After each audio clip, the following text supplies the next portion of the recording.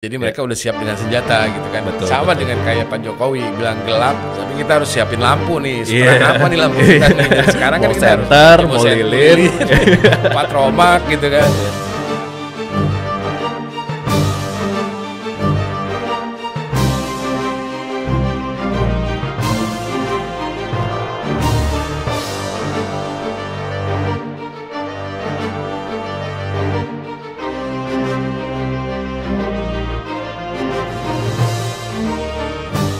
Halo teman-teman, sekarang hari ini kita sama Aat Pangestu apa? Pangestu Hadi. Aat Pangestu Hadi, orang yang cukup terkenal di dunia marketing digital. Aat, boleh diceritain gak background lo dari awal sampai sekarang, pencapaian lo ini, Aat? Wow, sebenarnya sih kayaknya udah kayaknya waktu kita mungkin nggak akan cukup kali ya. Cuma kalau gue awal-awal terjun di ceritanya dunia digital itu mungkin di tahun 2008-2009. Jadi waktu zamannya tuh Indonesia tuh masih Baru banget tuh ya. Iya, masih main di website, terus masih kebagi dua tuh platformnya juga. Jadi antara website sama dengan mobile. Mobile ya. Iya, jadi lumayan lama lah dari situ juga. Dan saat ini sih gue kerja ya, masih kerja juga. Itu di aplikasi ShareIt. Itu file transferring apps juga, utility apps juga. Dan gue yang handle untuk negara Indonesia, Thailand, dan Malaysia. Lo berapa orang di situ? Total di ShareIt-nya atau gue handle di Southeast Asia-nya sendiri? Lo di Southeast Asia aja. Southeast Asia sendiri. Gue di support sama 8 orang sales itu di Indonesia, termasuk dengan ya strukturalnya kan bisa kelihatan ya. Jadi yang beneran sales itu ada sekitar 4 orang, terus sisanya 2 orang tuh AM, kita nyebutnya account manager, terus yang sisanya tuh adalah untuk sales admin dan untuk collection juga. Nah di luar 8 itu gue masih ada 1 orang di Thailand, 1 orang lagi di Malaysia juga. Oke. Tapi ngomong-ngomong, lo pernah di kreatif waktu itu, Ate? Mencoba sih, mencoba sih, karena soalnya apa ya, di dunia digital itu kan sebenarnya kalau misalnya kita bicara engagement ataupun impression ataupun awareness di upper funnel kayak gitu, yes or no, kemungkinan besar tuh dapat semua matrix-matrixnya tuh. Cuma yang selalu jadi struggling buat di kita tuh adalah digital campaign ataupun advertising di dunia digital itu yang penting tuh adalah delivery-nya. Oke, delivery-nya ya? Betul, delivery-nya. Jadi gimana caranya maintain si impression-nya ini untuk dapetin misalnya matrix CTR gitu ya, dari impression yang udah kesebar, kita bisa dapetin kayak responnya, feedback-nya itu kan orang ngeklik. Nah itu kan kita nyebutnya CTR. Itu gimana caranya untuk stabil tiap harinya tuh selalu angkanya sama dan mungkin bisa lebih baik gitu. Oke. Dan kalau misalnya kita lihat kan dari human factor-nya ya, nggak cuma di mesinnya yang untuk programmatiknya, secara otomatisnya itu juga. Kita udah cobain jagain campaign-nya, selalu ngeset targeting audience-nya bener lagi, tiap hari tuh selalu dimonitor kayak gitu. Tapi challenge-nya tuh tetap satu. Kreatifnya itu gimana sih? Gitu. Nah, betul. Makanya sebenarnya yang menarik tuh saat ini bukan digital marketing. Digital marketing sih ya begitu-begitu aja. Apa ya? Kalau buat gue pribadi ya, sebenarnya termsnya tuh agak kurang cocok kalau menurut gue. Apanya? Digital marketing. Yang cocok gimana menurut lo? Marketing digitally. Oh, marketing digitally. Think about it. Soalnya rata-rata orang-orang tuh pada mikirnya tuh oh gue harus digital marketing, gue harus digital marketing. Brand tuh juga kadang-kadang gue harus brand equity gue kayak sekian nih, kayak ABCD, brand plan gue tuh harus kayak DEFG, gue harus digital. Oke. Betul. Tapi kadang-kadang kalau ketika ditanya balik gitu ya, oke, lu harus digital dan segala macam, tapi konsumen lu di sana nggak sih? Nah, Berapa persen nggak sih? iya. Dari total konsumen lo tuh yang engage-nya tuh harus dari digital kayak gitu. Nah, hal-hal kayak gitu kan masih kadang-kadang jadi pertanyaan buat mereka. Makanya gue kadang-kadang ketika ngobrol sama brand ataupun marketers dan segala macam, gue tuh lebih fokusnya tuh mikirnya, lu marketing lu tuh udah ada lu udah company lu tuh, brand lu tuh udah invest millions of dollars the last 10 years, 20 years untuk nyiptain yang namanya skema template marketing buat brand. Karena lu udah invest konsumen lu di situ segala macam. Nah sekarang lo berusaha untuk keluar dari situ, masuk ke dunia digital yang sebenarnya lo kenapa harus mulai dari nol lagi gitu. Jadi kadang-kadang hal itu tuh yang gue bahas sebelum mereka ketika, gue harus campaign di A, gue harus campaign di B. Tapi kadang-kadang ya itu, ceritanya apa? Satu. Terus kedua, seberapa besar sih konsumen lu tuh ada di dunia digital gitu. Oke. Lu udah tahu sejauh mana gitu. Nah hal kayak gitu tuh biasanya gue tanya sama mereka. Terus jawabannya ada yang menarik gak menurut kamu? Banyak sih, banyak. Surprisingly kadang-kadang kayak nggak cuma FMC, maksudnya nggak cuma kayak brand lokal ya. Ini terjadi sama brand-brand di internasional juga. Jadi kayak kapan gitu gue ngobrol di luar gitu ya, ketemu salah satu grup brand manager untuk salah satu FMCG lah. Oke. FMCG lumayan oke loh, maksudnya walaupun niche ya, nggak mass market, tapi dia lumayan niche. Southeast Asia mereka market share-nya juga udah bagus. Dan mereka runningin fokus di Facebook dan sorry ya gue sebut brandnya di Facebook dan di Instagram dan segala macam. Tapi matrix yang dia push itu kayak masih oke, gue engagement level gue berapa, ini gue berapa, nah ini gue awareness di sini dan segala macam. Terus gue balik nanya, wait, lo kalau misalnya mau awareness dan segala macam, correct me if I'm wrong, lo bukannya harusnya ada matrix recall ya? Ketika lo mau nge-push awareness, salah satunya gitu misalnya. Ketika lo jalanin engagement kayak di platform-platform ini, nanti ke depannya lo untuk justified budget lo nanti ke depannya sama CFO lo, itu lo gimana untuk matrix recall-nya? Terus?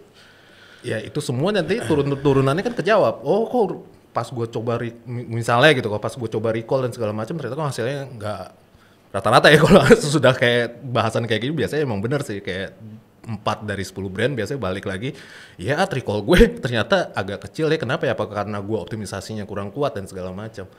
Dasarnya kalau menurut gue balik-balik lagi, story lo ke konsumen lo yang lagi engage di digital, kalau menurut gue sih masih kurang cocok ya. Lo masih A/B testing juga di dunia di market ini gitu, di segmen ini. Jadi kadang-kadang gue lebih seneng tuh instead of lo coba jalanin campaign digital terus lo paksain matrix yang menurut lo oke gitu.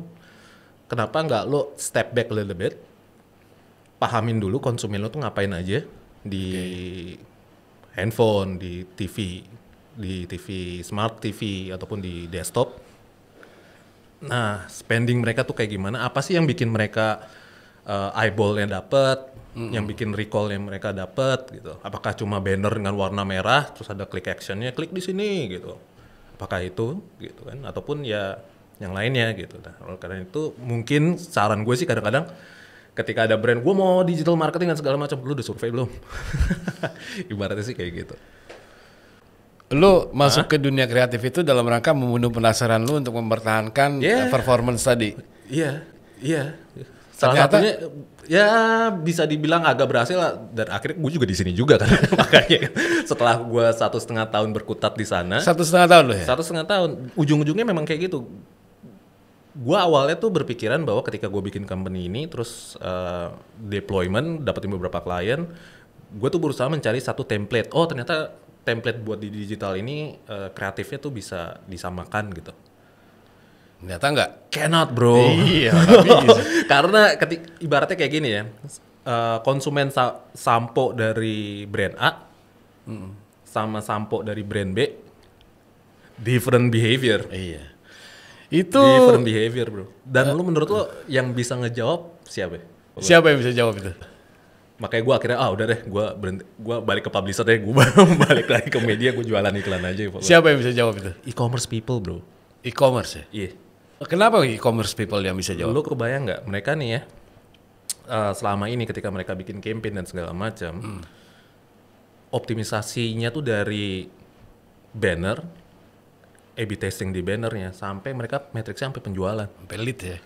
Nah, just lead penjualan ya? Transaksi. Iya, transaksi ya. Transaksi, orang masuk ke cart, successful cart. Iya.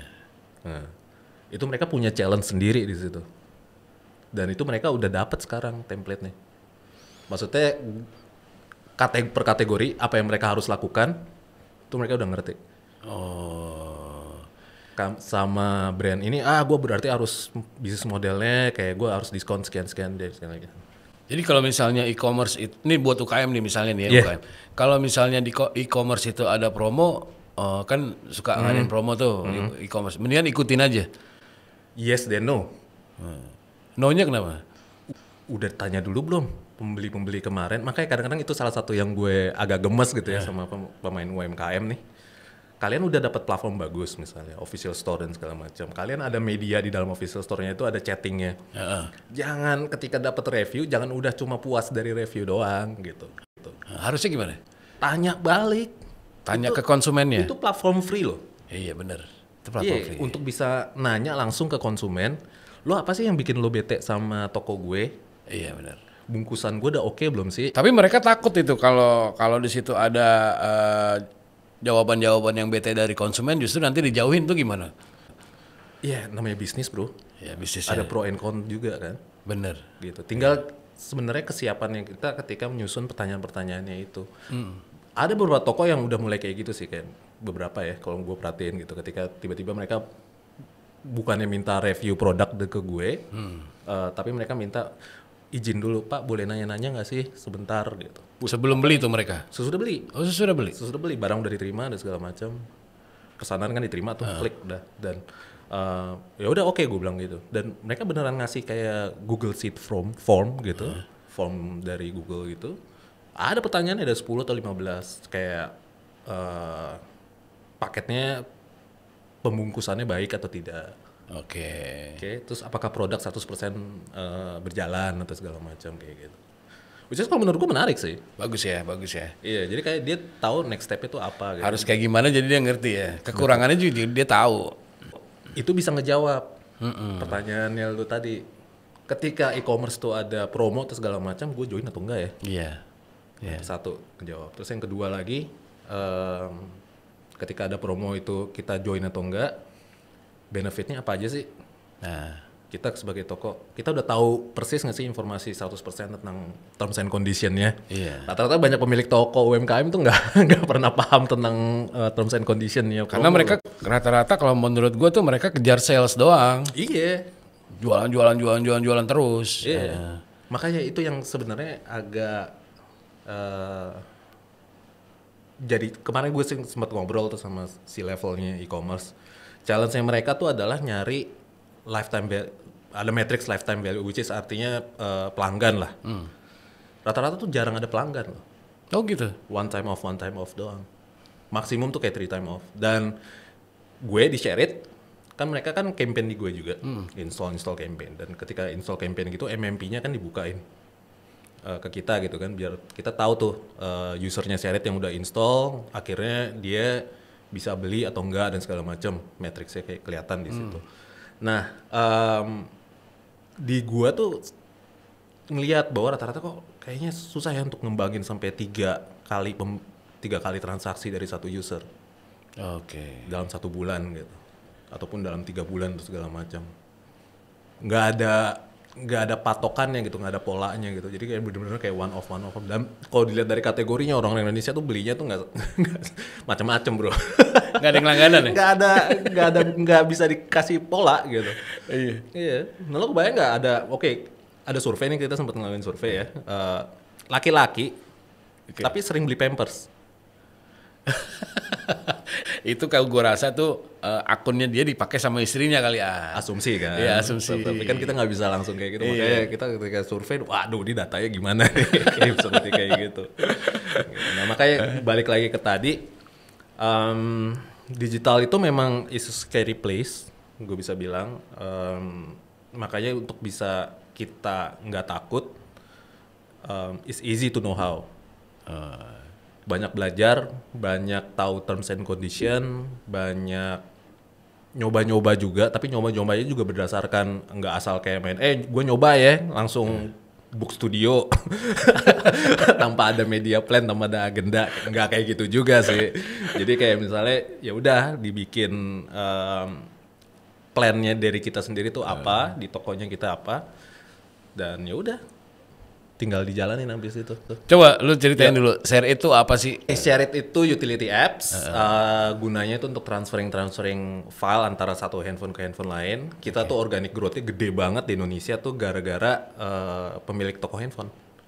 Oke gitu ya. Jadi kayak pemilik toko handphone tuh ketika mau mindahin, ada pembeli kan handphone baru, dari handphone lamanya ke handphone yang barunya, pindahin datanya, kontaknya, terus kayak foto-foto dan segala macam, ya paling cepat pakai Share It. pakai Share It dibandingin pakai telco data ataupun pakai wifi-nya yang punya toko gitu kan. Jadi di situ kebutuhan marketingnya ada di mana? Kita asin ke user kita sendiri. Kita sih strateginya cuma satu, karena ujung-ujungnya adalah kita revenue streamnya dari advertising ya. Jadi yang untuk bisa nyiptain market advertisingnya bagus, terus ekosistemnya advertisingnya bagus, kita siapin dulu usernya kita juga untuk siap menerima advertising. Jadi kalau misalnya udah pertama kali nih download install Share It, ditawarin, register nggak pakai emailnya. Oh gitu. Nah begitu udah register sama email, itu ada terms and condition, mau terima iklan atau tidak. Oke. Nah kalau udah oke, udah dia jadi salah satu user kita yang bisa kita anggapnya tuh monetize. Jadi bisa diakses sama iklan, di-push sama iklan dan lain-lain gitu.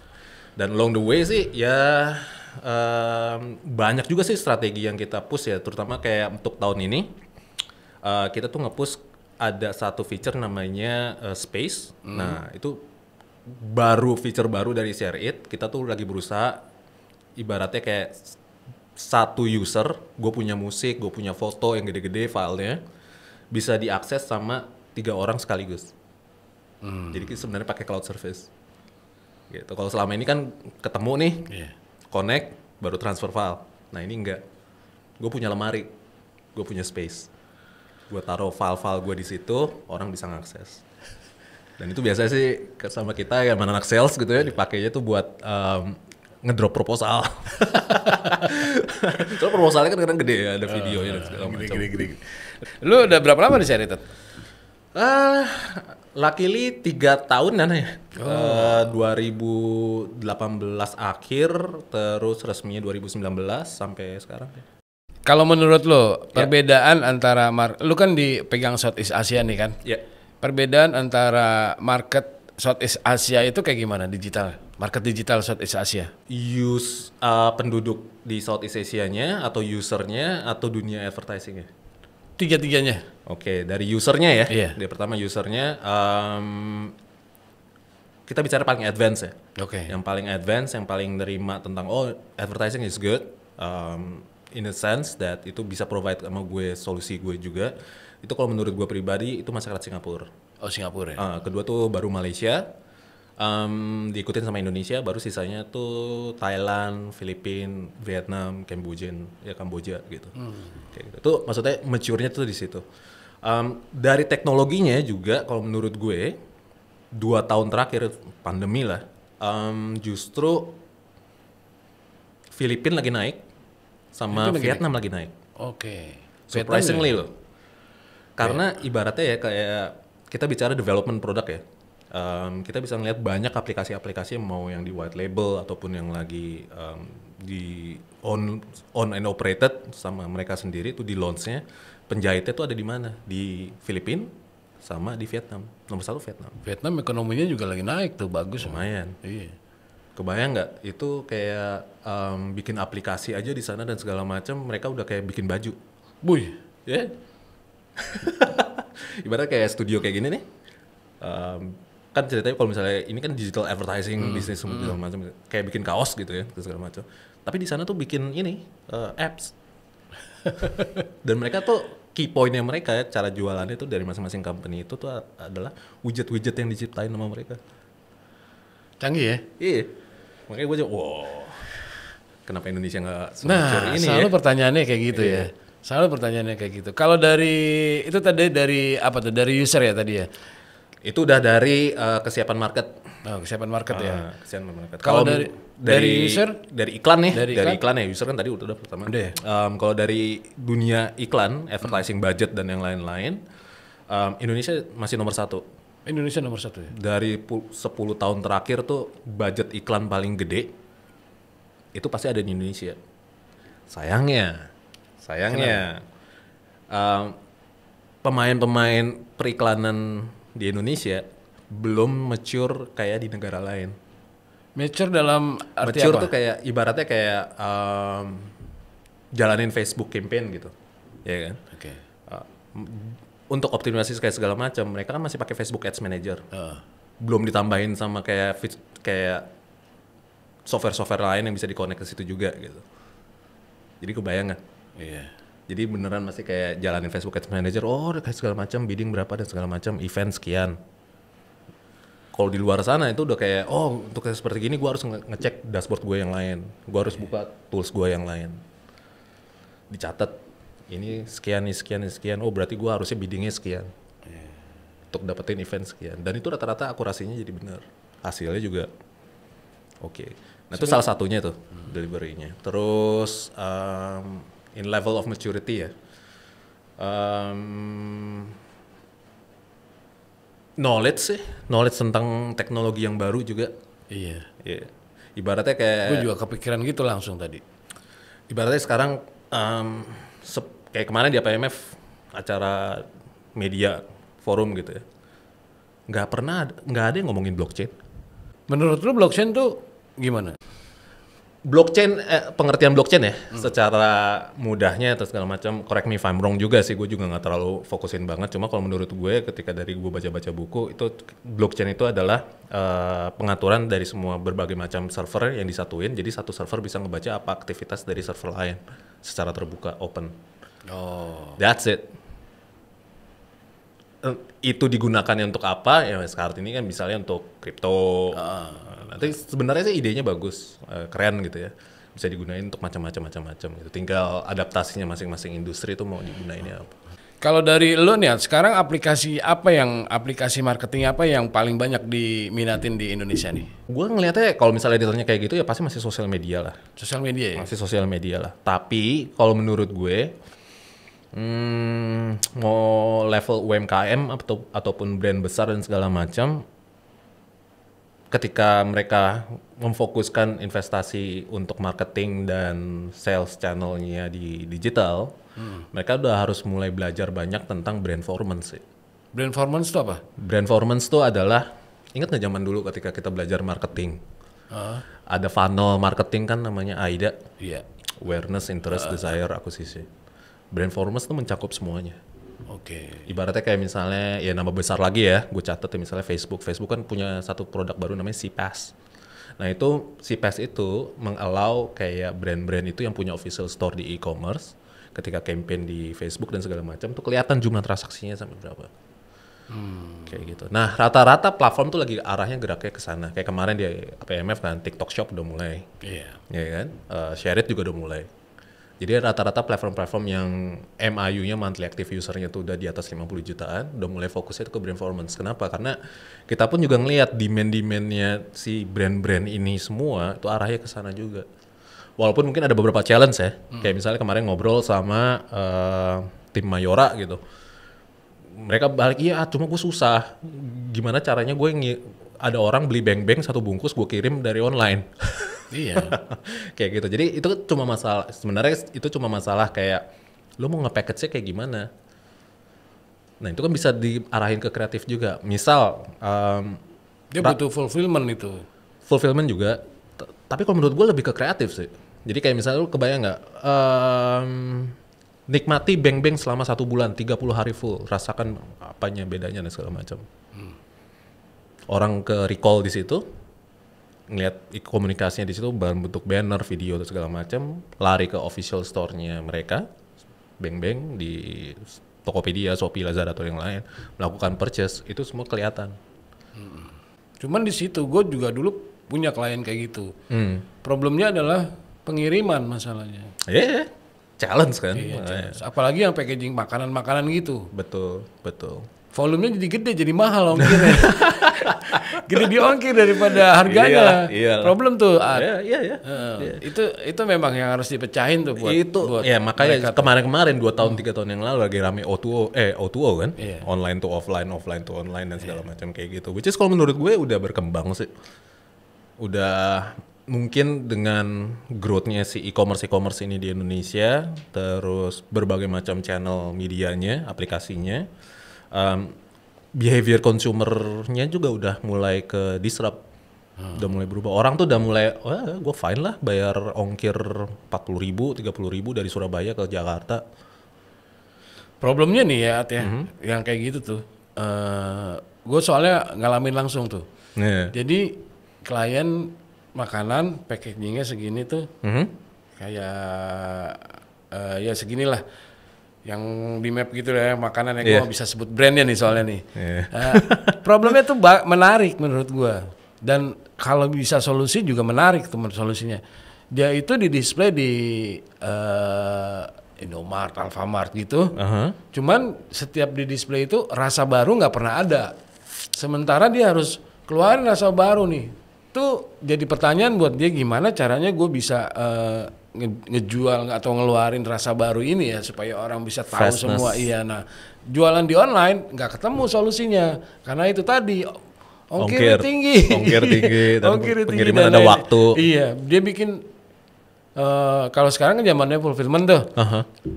Gak tahu deh kalau itu mungkin bisa jadi solusi atau enggak tuh. Kalau misalnya kita ngadain podcastnya ini di Januari nih, gue mungkin bisa jawab pertanyaan itu. Soalnya saat ini beberapa brand tuh lagi ada survei di situ. Hasilnya apa? Ya belum lagi dijalani. Januari 2023 maksudnya. 2023. Kan biasanya kan pada selesai kan di Desember nih survei kan, dan Januari akhir tuh mereka udah bikin rangkuman segala macam, terus action plan-nya tuh kayak gimana, Februari baru roll out budget semua dan segala macam. Nah, salah satu key point-nya itu 4 dari 10 brand lah. Itu udah ada fulfillment kayak gitu. Karena benar kata lo, kayak misalnya sekarang ini ada beberapa company kayak Fresh Goods. Jualan buah-buahan, ongkir dan freshness kan isunya buat mereka gitu, kayak gitu. Kalau menurut lo problem apa nih? Kan sekarang banyak juga tuh yang platform-platform e-commerce pada PHK dan lain-lain. Kalau dari kacamata lo kayak gimana tuh? It's a normal business methods ya. I think kalau misalnya kita ngelihat misalnya kayak yang tadi tuh yang dirimu bilang kayak kemarin tuh ada yang di PHK dan segala macam, ketika kita bicara sama mereka, ngobrol sama mereka, business as usual sih sebenarnya. Jadi nggak kelihatan bahwa mereka shaky atau segala macam. Ya mungkin ya kalau misalnya dari pribadi gue sendiri ya, ini dari pribadi gue sendiri, namanya business ya, sometimes you have to put like a very tough decisions maybe. So yeah. Itu yang mungkin bikin mereka, tapi kan pasti ada the greater goods-nya juga buat masing-masing mereka. Jadi mungkin mereka ngeliat dari situ ya. Apa dari jumlah transaksi lumayan loh. Oh, jumlah transaksi nggak ngaruh ya? Nggak ngaruh ya? Iya. Malah harusnya terus naik, kayak nggak mungkin turun ya. Kalau turun ya. Kalau gue lihat sih rata-rata ya e-commerce itu sama delivery services segala macam. Should be growing strong. Cuma ya itu dia, memang karena kan Pak Jokowi juga sudah bilang kan bahwa tahun 2023 ini gelap dan segala macam. Itu justru challenge buat kita semua sih sebenarnya. Mendeskripsikannya itu nanti seperti apa. Kayak gitu. Apakah kita mau save untuk cash ataupun kita ya udah kita ada model investmentnya, capitalnya kemana, R&D kah atau segala macam untuk bisa nyiptain market baru atau segala macam. Kalau buat gue sih teknologinya tuh mungkin sekarang ini tuh lagi shiftingnya tuh bukan hanya ke media aja ya. Selama ini kita tahu digital itu kan tentang media doang, media, sosial media, media utility apps kayak kita dan segala macam. As a media gitu. Ya, sementara kayak nanti ke depannya itu adalah enabler plus sama reach out ke offline industri juga. Surprisingly loh, kayak kemarin aja di acara APMF itu ya, gue ngobrol-ngobrol sama kayak some of the VC company juga.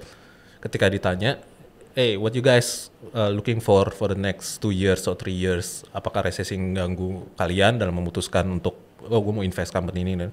Enggak juga sih, tapi mereka justru pengen, jujur fokus gue sekarang lagi nyari food tech art. Kayak gimana gue mau invest ke company yang bisa ngebangun petani-petani di Indonesia kayak 1 meter perseginya itu yang tadinya mereka cuma bisa produce padi, bisa produce yang lain-lain juga. Kayak gitu. Interesting gitu. Kenapa lo ke arah sana? Ya karena ya dalam 5 tahun, 6 tahun, 8 tahun berikutnya kemungkinan sih food akan menjadi suatu isu yang akan jadi dominan dan kita mau jadi duluan untuk bisa provide the solution. Pangan gitu maksudnya ya? Salah satunya mudah-mudahan enggak sih ya, cuma kayaknya ya salah satunya lah. Ya bahasanya kayak gitu, jadi mereka udah siap dengan senjata gitu kan. Betul, sama betul. dengan kayak Pak Jokowi bilang gelap, tapi kita harus siapin lampu nih. Sekarang apa nih lampu kita nih? Dari sekarang kan Mau kita senter, harus mau lilin, mau patromak gitu kan. Betul. Itu kan cuman bahasanya doang, tapi kita nggak harus takut gitu ya kan. Ngapain lah, bisnis as usual aja. Iya bisa usual aja ya. Kalau Kayak menurut gue mental Indonesia tuh kayak lebih baik deh. Kalau menurut gue pribadi ya. iya. Mungkin banyak yang udah tahu juga sih. Jadi kayak misalnya kalau kayak tadi bicara maturity market di Indonesia dibandingkan dengan yang lain gitu. Dibandingin negara-negara tetangga, kita lumayan survive loh. Itu harus gue akuin sih. Kayak budget iklan gitu, kita bicara dari budget iklan gitu ya. Indonesia tuh mungkin kayak 2 tahun 3 tahun terakhir ya fluktuatifnya wah luar biasa gitu ya. Cuma kalau dibandingkan sama negara-negara lain, mereka lebih muter-muter lagi gitu. Gitu ya? Ya. Itu karena kecerdasan mereka sama digital atau karena marketnya atau karena budgetnya yang nggak ada? Nggak ada direct answer-nya sih sebenarnya. Tapi kalau menurut gue masing-masing negara punya their own problem. Industrinya itu ke-impacted. Jadinya kayak GDP-nya juga ke-impacted. Ini kita bicara makro ya, makroekonomi. Terus turunan-turunannya adalah brandnya tuh punya budget, tapi gue mau spendnya tuh gimana ya orang lagi kayak begini gitu. Orang juga behaviornya juga lagi keganggu banget di negara ini gitu. Apakah gue harus spending gila-gilaan kayak kemarin-kemarin atau gue spending kecil-kecil tapi ya returnnya juga gue nggak jelas. Apa gue campaign kecil-kecil aja tapi ya deg-degan juga nggak, orang-orang malah nanti ngelupain brand gue gitu. Challenge-nya tuh mereka tuh rata-rata di negara-negara tetangga nih. Mereka takut ada gap, generation gap. Bayang nggak kepikirannya kayak gitu? Jadi di misalnya yang konsumennya tuh mereka punya konsumen, level konsumen. Nah di pas umur konsumtifnya mereka itu misalnya kayak kemarin 2019, 2020, 2021 keganggu, nggak beli produknya kan? Dan mereka ngerasa takut tuh kehilangan segmen market di situ gara-gara satu generasi nggak melakukan purchase ke produk mereka. Kebayang kan? Ketika mereka udah fine aja, negara udah siap, udah stabil, mereka mulai campaign. Itu kan mereka harus mulai dari nol lagi. Iya, dari nol lagi. Nah itu rata-rata tuh di negara-negara lain tuh brand-brand tuh lagi persiapannya tuh kayak gitu. Makanya anak sales di sana tuh anak media sales tuh waktu ngobrol sama mereka, mereka lagi stres-stresnya.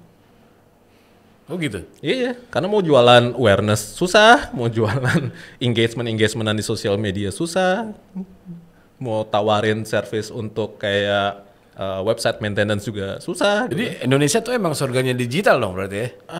Surga digital karena user terbanyak. Dan rata-rata platform kan ya mereka supaya untuk dapetin growth bagus, hit usernya juga bagus, paling cepet di dunia cuma 2 negara.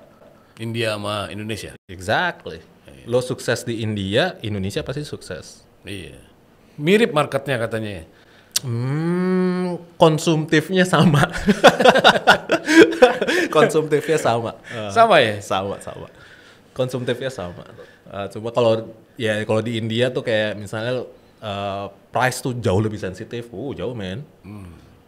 Terus surprisingly Indonesia juga pendapatan per kapitanya juga lebih per satu orangnya nih, pendapatan per satu orangnya itu 2 kali dari 1 orang di India. Jadi misalnya boy di Indonesia misalnya penghasilannya 500 juta gitu. Nah, boy yang sama karakter kayak dirimu, profil dirimu dan segala macam, tapi orang India dan segala macam cuma 250. Ya Indonesia sih kalau buat untuk market bisnis digital sih kalau menurut gue masih oke ya. Cuma kalau misalnya gue nih lihat dari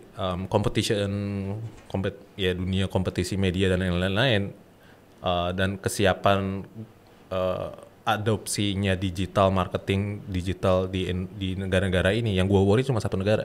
Siapa? Thailand. Kenapa Thailand? Growth-nya gila. Cepet banget. Cepet banget. Itu artinya? Ya masyarakatnya tuh emang adopsi ke digitalnya tuh seneng. Oh, secara Challenge-nya sama. challenge-nya sama. Challenge-nya sama. Ya maksudnya kayak misalnya di Indonesia kan maksudnya ya kayak penipuan-penipuan online kayak gitu-gitu. Di sana juga ada, tapi mereka lebih nerima tentang situ. Di Indonesia ketipu online dan segala macam, udah gue nggak mau lagi nih buka-buka aplikasi ini dan segala macam. Di sana masih fine aja. Mereka terbuka ya, open banget ya orangnya. Open banget. Ya maksudnya ya itu sih. Nah engagement-nya pun juga kelihatan lebih tinggi. Iya, memang mereka tuh secara riset juga dibilang lebih ekspresif kan orangnya. Iya sama seni ya. Nah, Terutama sama seni. mungkin di sini juga di digital juga karena Bisa jadi. ada rasa ekspresi yang tertuangkan gitu ya. Gitu ya. Coba dong boy, bikin research dong boy. Dirimu sebenarnya menarik lah, tahu kalau misalnya kayak gitu. Kalau misalnya dirimu mau bikin bisnis model baru gitu, Iya. iya, lo bikin hipotesa, research di digital dan segala macam, lo datang ke brand, minta sponsorin researchnya, datanya buat mereka. Udah. Seru juga tuh. Boleh juga tuh. Perlu juga baru, kan? dipikirin tuh. Iya. At, kalau menurut lo, Yep. 2023 bakal kayak gimana campaign digital di Indonesia? Lebih ke brand performance, kalau menurut gue. Brand performance. Iya. Karena apa? Ya brand butuh justifikasi yang lebih dalam untuk justifikasi budgetnya mereka tuh yang lebih dalam supaya bisa running. How dalam is dalamnya itu salah satunya. Oh ya udah berarti matriksnya diarahinnya tuh beneran pure langsung ke lower funnel sales gitu. Jadi kayak kalau gue perhatiin kayak mungkin social media campaign atau segala macam, menurut gue ya kayaknya sih udah lewat lah. Sosial media tuh gedenya tuh 2017, 18, 19, 20 padam. Udah mulai padam. Nah, padam mungkin karena pandemi ya. Tapi sebelum-sebelum itu gue juga udah ngeliat trennya tuh mulai agak menurun. Oke. Including KOL bisnis juga sih sebenarnya. Gue gak tahu nih teman-teman KOL mungkin bisa cerita lebih dalam juga. Maksudnya tuh naik atau turun? Turun. Kalau menurut gue ya. Karena apa ya? Jadi kayak ya misalnya YouTube aja. Channel YouTube kita lihat tiap hari seberapa besar sih so called content creator baru muncul. Iya. Ya kan? Dan hal ini yang menjadi pemicunya bahwa ketika banyak tuh kayak kemarin ngobrol sama Tolani sama yang kayak gitu mereka bilangnya iya nih AdSense jadi kecil banget dan segala macam. Iya karena kompetisinya juga makin gede. Makin gede kompetisinya. Ibaratnya kayak zaman-zaman dulu nih 8 tahun atau 10 tahun sendiri lu punya satu video growth sampai 1 juta viewer dan segala macam ya lu kandidat untuk dapetin iklan-iklan ini kan gede. Sekarang yang growth-nya sama lu tuh banyak. Iya bener. Sama banyak ya. Iya banyak gitu.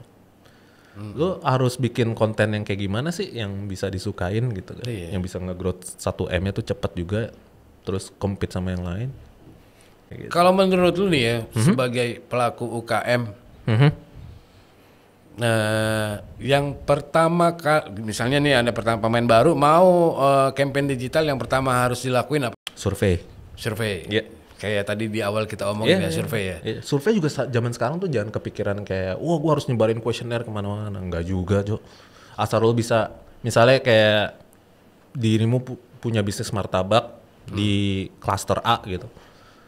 Radius 5 kilo aja tuh juga udah cukup. Radius 5 kilo, itu misalnya lo ada kepala keluarga, misalnya 10.000. Lo ngambil sampel tuh jangan 10.000-10.000-nya juga sih. Jadi kayak lo ngambil sampelnya tuh cukup kayak misalnya 10%-nya 100 orang gitu.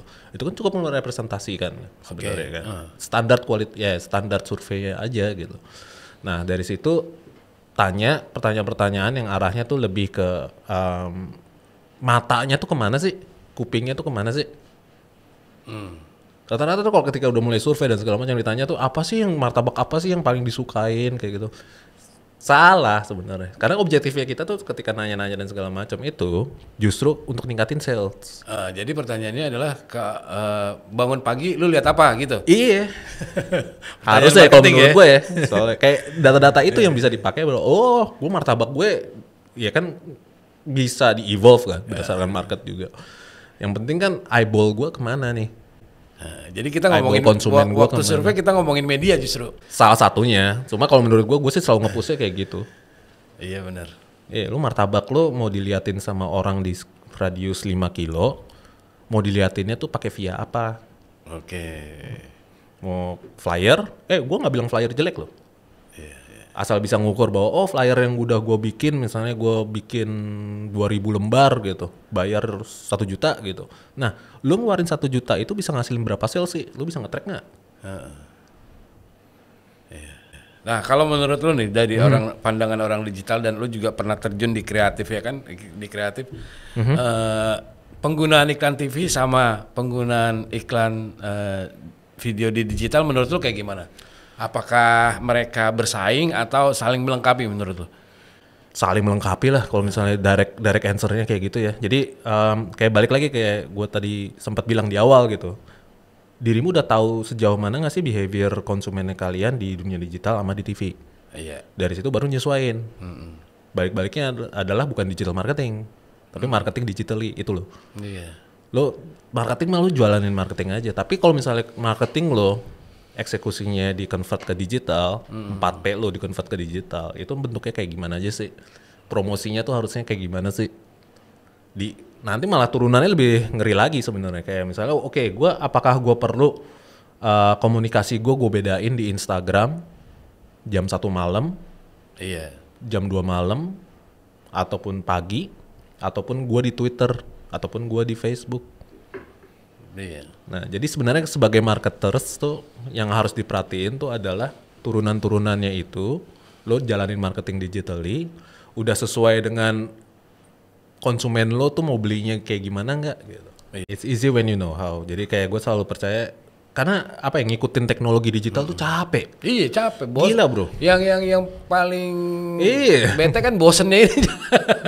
Bosen sih mungkin masih kesekian kali ya. Tapi misalnya, ini apaan lagi gitu kan? Ini gunanya buat ini. Iya, gue perlu nih. Tapi gue harus belajar. Tapi belajarnya di sini baru yang setengah. ini udah ada yang ini. Ada lagi di sini baru gitu. Nah selalu kayak gitu. Jadi kadang-kadang jatuh-jatuhnya tuh adalah lu punya produk, lu komunikasi ini mau kemana?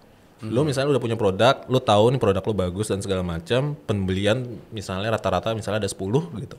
Nah, lu mau ngembangin dari 10 sampai ke 20 ataupun 30. Nah, itu baru lu mulai bicara masuk ke ranahnya marketing.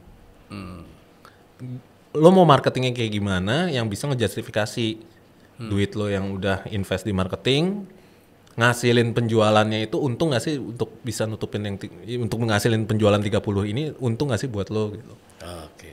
Makanya gue selalu percaya kayaknya 2023 ini hampir semua tuh rata-rata mau UMKM, mau brand gede terus segala macam tuh arahnya udah ke brand performance. Makanya gue juga selalu ngelihat kayaknya e-commerce kayaknya fine-fine aja deh. Kenapa? Karena mereka punya kekuatan yang besar loh. Iya. Mereka Pembelian juga masih banyak dari situ ya. Platform di situ, official store-nya rata-rata brand di situ dan segala macam. Dan kuat yang lebih menarik lagi, orang-orang tuh udah mulai terbiasa dengan challenge-challenge yang udah ada. Kayak tadi tuh dirimu bilang ongkir dan segala macam. Tuh rata-rata orang udah, ya harganya total berapa sih? Udah ngeklik. Dirimu tau nggak rata-rata SKU pembelian digital e-commerce gitu ya? Satu usernya itu per bulan tuh belanja berapa? 200.000. 400. 400 gede juga ya? Kaget kan? Iya, gede loh 400.000. Iya. Kalau misalnya kita tarik lagi kayak misalnya anak-anak telco ini selalu mereka punya matriks beda lagi tuh ARPU tuh, average revenue per user. Nggak nyambung karena average revenue per usernya mereka misalnya kayak bilang, di Jakarta gitu, ARPU-nya tuh ada berapa sih mereka? Rata-rata mereka bilang sekitar 20.000, 30.000. Yang menarik apa dari kalau menurut lo nih? Brand performance 2023 yang kita lihat nih kemungkinan oke. Terus yang kedua social commerce gitu. Itu bakal banyak tuh kayaknya tuh. Kemungkinan akan makin gede. Jadi makanya studio nih mungkin bisa dipakai. maybe it's a good business, maybe not. Tapi kalau gue lihat kayak social commerce tuh gede. Watch out for TikTok Shop. Iya. Mereka tuh bisa jadi alternatif yang bagus buat UMKM untuk melihat itu. Kenapa? Karena e-commerce juga udah ngeliat mereka nih kayak ini salah satu platform yang powerful juga. Iya. Karena kebayang nggak, petani jual semangka, tinggal live stream, bayar orang, beli. Anjing, itu bener tuh. Iya, kebayang nggak lo? Ya itu benar tuh. Itu tuh nggak pernah gue pikirin tuh. Selama ini gue kepikirannya tentang industri-industri aja. shop. Langsung ke petani bisa tuh ya, bisa banget ya. Iya. Lo live stream, ini gue mau jual handphone gue nih second, kayaknya sih masih bagus dan segala macam. Tinggal klik di sini dan segala macam, lo bisa beli. Petani seru tuh. Iya. Durian nih baru jatuh nih harganya. Kebayang kan? Iya. Nah itu makanya gue ngelihat kayak platform-platform udah nyiapin kayak gitu buat 2023, 2024, 2025. Gue kayak ngelihatnya kayak brand performance tuh nomor 1.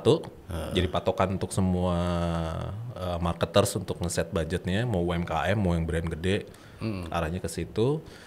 Salah satu yang mereka harus perhatikan tuh adalah ya social commerce. Adaptasi mungkin itu bahkan dahsyat dampaknya dahsyat itu. Kalau menurut gue platformnya udah siap, tapi adjustmentnya paling 2024 kali baru boomingnya. 2023 mungkin orang masih A/B testing kayak petani ini nunjukin semangka gitu. Ternyata gua nunjukin tuh orang supaya beli tuh harus dibelah dulu, nunjukin dalamnya kayak gitu. Jualan durian gitu. Manis gitu. Kayak gitu. Arahnya kayak gitu ya. Arahnya kayak gitu ya. Dahsyat juga tuh perkembangan dari social commerce tuh. Lumayan, social commerce tuh kayak gitu. Kalau menurut gue ya, ngelihatnya kayak ke depannya tuh arahnya seperti itu. Selain itu apa? Turunan-turunan dari 2 itu doang sih. Turunan dari 2 itu doang. Kalau menurut gue gaming platform kayak si anak keren tapi yang suka nongkrong sendirian. Ibaratnya kayak gitu. Iya kan? Dia keren, bajunya keren-keren, branded dan segala macam, tapi nongkrongnya sendirian dulu. Nongkrongnya tapi kan dia bisa main bareng-bareng. Bisa main bareng-bareng, tapi ya tinggal kitanya tuh ngajakin dianya kayak gimana, kayak gitu. Analoginya kayak gitu. Gaming tuh ya gede men. Di Indonesia aja 1,8 billion US. Iya. Karena menurut gua udah bukan mereka tuh bukan anak sendirian lagi sebenarnya yang main gaming. Kalau dibilang nerd enggak. Enggak. Malah orang-orangnya yang gaul yang main game sekarang. Iya. Kalau misalnya sekarang ini kan banyak para game developer tuh justru ngefokusnya tuh bukan anak di bawah 17 tahun. Di atas ya. Produktif yang punya kartu kredit. Karena payment. Nge-push banget mereka di situ. Gue juga kaget loh lihat datanya 40% penduduk bumi main game. Iya anjir. Yang di apa? Iya, 40% makhluk ciptaan Tuhan itu. Iya. Game semua. Karena ibaratnya ya, ini kita di sini ada beberapa orang, kita lihat handphone kita, pasti ada minimal 1 atau 2 game, 2 aplikasi game. Walaupun bete gitu ya kita ya. Lihatnya. Cuma ya itu game tuh kayak tadi gue bilang analogi itu adalah anak kecil yang keren. Nongkrongnya sendirian dan dia fine di situ. Gue nggak apa-apa kok nongkrong sendirian segala macam. Nah itu challenge itu di situ.